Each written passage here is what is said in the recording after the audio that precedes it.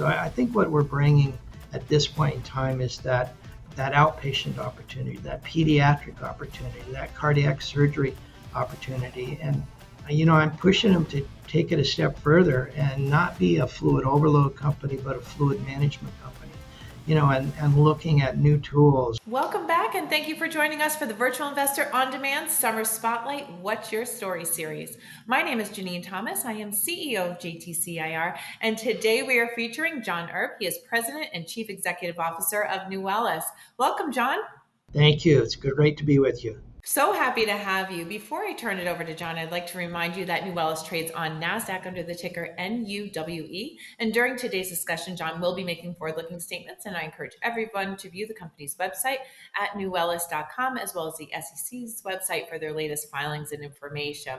So we're going to dive right in, John. So I'm going to turn it over to you. We want to hear your story. So let's start with you telling us a little bit about yourself and your journey to CEO of Nuwellis. Very good. Well, let me quick resume my background. I started off in medical devices and have been in medical devices for 50 years. I'm an old guy. So started off as a cost accountant for American Hospital Supply. After a couple of years, I went to Johnson & Johnson, J&J. I became a division controller, then took an international assignment and moved to Europe for a couple of years. After building a facility in Europe for J&J, I moved back to the States, left J&J and joined Pfizer.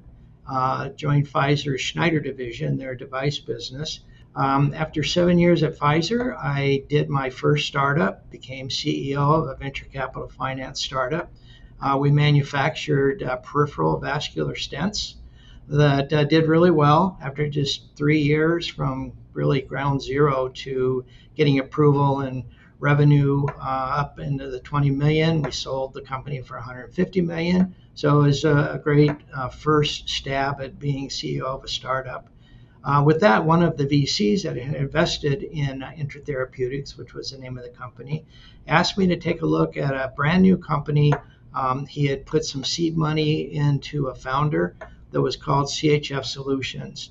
I joined as the first CEO in 2001 and was pretty excited about this product. So in a matter of just 2 years, we got the product approved. In fact, behind me is actually what the product looks like. It's the Aqueduct product. So it was like, wow, this is fantastic. And it really was doing what the founder had wanted it to do, be able to manage these patients more effectively by taking off that excess fluid in the fluid overload condition. In 2015, I was chairman of the board of a public company that was doing a clinical trial on a product that we decided that we would not go forward because the results we were getting was not meeting expectations. And the CEO retired, and the board asked me if I'd step in as interim CEO and see what would we do with this other company. Well, we didn't have a product. We were public. We didn't have any commercial product. And I understood that Baxter was trying to sell my old company, CHF Solutions. So I contacted Baxter, and I think I was just at the right place at the right time.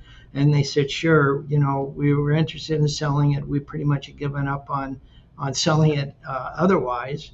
And they had a price which was ridiculous. And I said, the best I'll do is give you equal to 1 times revenue in 2015, the prior year, which was $2 million. So I bought CHF Solutions back from Baxter, put it into this public company that was really a shell for the most part, and started regrowing CHF Solutions. So I came out of semi-retirement to become interim CEO in 2015. Stayed on for 5 years as CEO and built the company back up to revenue of about $6 million when, again, my plan was to go back into semi-retirement. I say semi because I sit on the board of other companies, and I really enjoy that part of my career. But anyway, in 2019, I hired a chief commercial officer with the intent of him growing into become CEO, and then I would step back and remain as chairman of the board, but a new CEO. Well, as it is in this year, in February of this year, that CEO retired, and the board asked me if I wouldn't step in as interim CEO again because I knew the product well, I knew the customers well. Very excited about the difference it could make in heart failure patients, and really key, I see a growth area in some new areas. We really see the opportunity to treat cardiac patients. That's a little combination of John Erb and Nuwellis. Well, I love the combo story for sure. John, you have such an interesting path to Nuwellis, and you started with like the larger companies, and then really doing great things with startup or earlier stage companies. As you think about that transition, right? There had to be a pretty catalytic transition to go from such large organizations. What would you describe as the biggest change or shift for you, moving from a large global companies to earlier startups? Oh, sure. When I left Pfizer, I was vice president of worldwide operations for the Schneider division, which was really, a great job. I really enjoyed it. And when a recruiter called me about a startup CEO position, I thought, perfect. I'd love to be a CEO. I think I can do that job. I was at a stage in my career where I have three sons, had kind of been in college, and college is paid for. I felt I could take some risk and joined that startup again that was financed initially just by a little bit of seed money. So really what I had to do is go out and raise additional money to finance the startup. And that's where the surprise was. I learned being the CEO of a startup is not operations and finance and, let's get this product approved and the customers. It's raising money. I felt like a beggar. It was like every so often I had to go out and raise more money and going back to investors and telling them the milestones we've achieved and that this was going to be a great investment for them and a great opportunity for the company and great opportunity for patients and physicians. But, it's a repetitive process. It's I think in a startup, it's fundraising. You have to have a vision. You have to have an understanding of what you want to accomplish. You have to look at it not for what's in it for me, but who are you benefiting? Are you benefiting patients, physicians, and investors? It's a big piece of that. You make them happy, and they're willing to give you additional funds to take on the next project or whatever it may be. So that was the biggest surprise to me, and that leap from the big company to the small company that I basically became a beggar. So I think about, you've talked about the span of your career, to getting to where you are today. Was there a definitive moment that shaped your career, shaped your focus or passion? Well, no doubt, I love the early stage startup company. A huge difference from the big companies, American Hospital Supply, J&J, and Pfizer. I would never trade the first 20 years of my career with those big companies because I learned a tremendous amount. And the growth through each of those three companies helped prepare me to do a better job when I moved to the small companies. But that's really where the excitement is. I like innovation. I like thinking outside the box. How can we make it better? What does the patient really need? What does the physician really need? Oftentimes, if you focus in on the disease and the patient, the physician doesn't have the imagination always of what new tool could help them do a better job.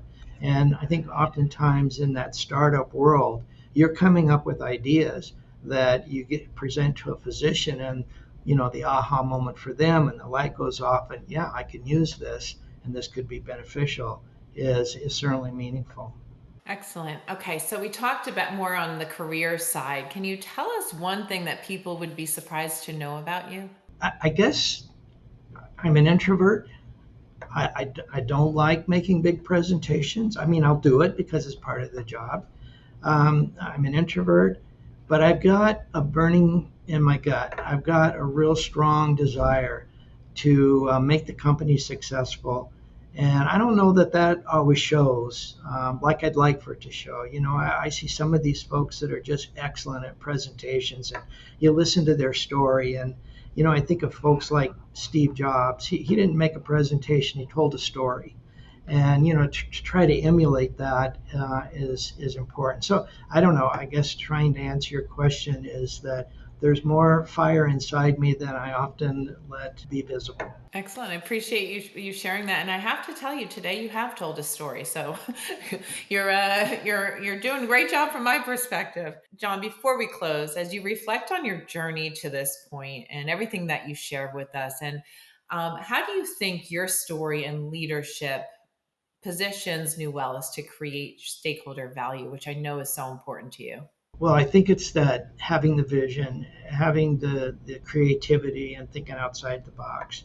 It's, unfortunately, Nuwellis for a lot of years was focused on heart failure, and trying to climb that hill was a challenge because heart failure cardiologists use drugs. They don't use devices. They're not like an interventional cardiologist. So teaching an old dog new tricks was a real challenge. So I think what we're bringing at this point in time is that outpatient opportunity, that pediatric opportunity, that cardiac surgery opportunity. And, I'm pushing them to take it a step further and not be a fluid overload company, but a fluid management company, and looking at new tools. We're right now working on a hematocrit sensor, which is really identifying blood. We're looking at biomarkers in urine in a patient can actually give you a clue to acute kidney injury and earlier than current biomarkers. I mean, so these are new approaches to really defining and developing a fluid management company.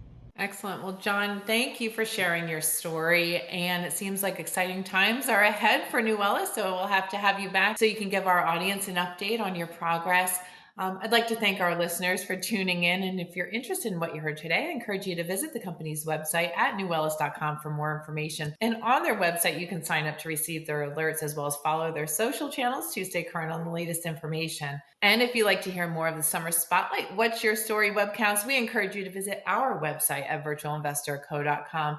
John, thanks again. Can't wait to have you back on. And to thank everyone and wishing you a great rest of your day. Thank you very much.